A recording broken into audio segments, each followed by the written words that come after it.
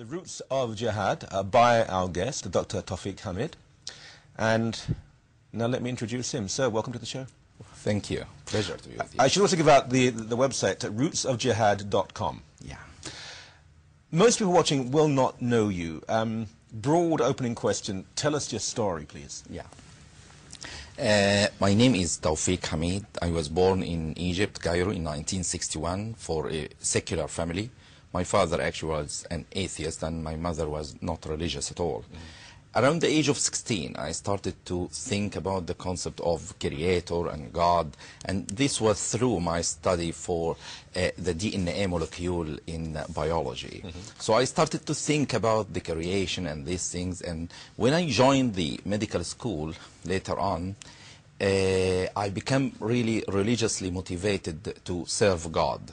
This was like a purpose that at that time for me. And I was attracted to the Jama'ah Islamiyah, which was a terrorist Islamic organization as classified now, but it was legal back then in the medical school. In this Jama'ah Islamiyah, I started to learn more about the details of the Islamic teaching, which was called Salafi Islam. That's a sort of Islam that they promote. And I met there with Dr. Ayman al-Zawahri, who became second in command of Al-Qaeda later on. He was older than me, but he was my mentor, like teacher for all of us. He teaches us about Islam and such This things. is the person we know of who's quite Yeah, of course, who became second commander. And honestly, within few months period of following this sort of teaching, I changed it totally from an innocent person to someone who is ready to kill. To die for Allah, to kill others, to do crimes. I started to think in taking the theoretical violent teaching into practice. And then just I felt I can't continue in this anymore. And I started... How long were you with this group? Just 8 months, but they were more than enough. In Cairo? Or yes, in Cairo. In the medical school. They started by a small room in the medical school. The school allowed them to pray there, and it grew into a mosque, and it later on there was a library, and then they started to even intervene with our freedom inside the medical school itself. And how many people, how many members? You can say around at least 5% of the medical school were there, so around totally probably 1,000 members overall. 1,000 people? Or, yeah, around this number. Being trained by the man who became the number 2 in Al-Qaeda? Yeah, yeah. But why, though, would people... You would assume that those with the medical knowledge and the medical aspiration would question fundamentalism and not be natural candidates for violent religious revolution? That's a very good question, and the answer is simply that our way of education is generally does not encourage critical thinking. It's sort of rote learning.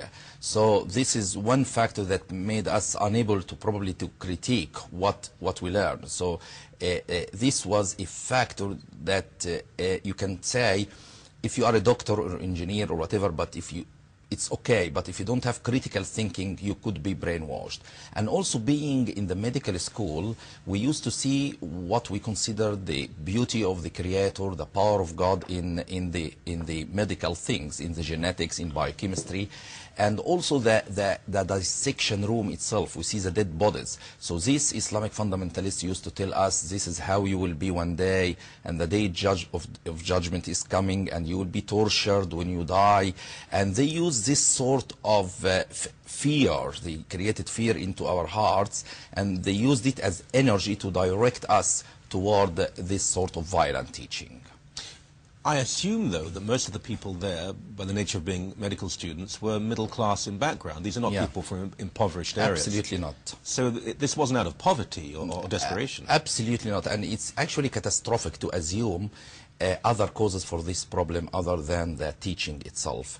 The Salafi teaching itself, because if it was poverty or lack of education or such things, it would have affected all people in the society, either Muslims or Christians, to the same degree. So we would have expected to see some suicide bombers in Egypt or in other countries who are Christian, but this never happened. It's always Muslim. So obviously it's not the circumstances, If it is circumstances, it should affect Muslims and the Christians as well. But when it is only in certain sect, you should think deeply that there is something wrong with this sort of teaching.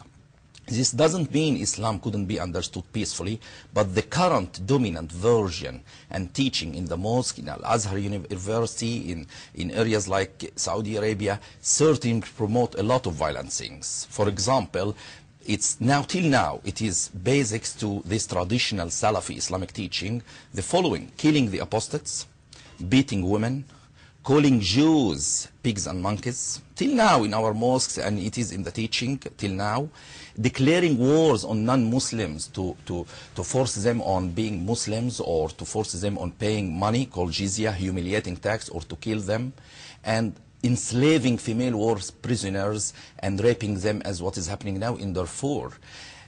So this sort of teaching is till now fundamental. Till now in Saudi Arabia, the rule is to kill the apostate.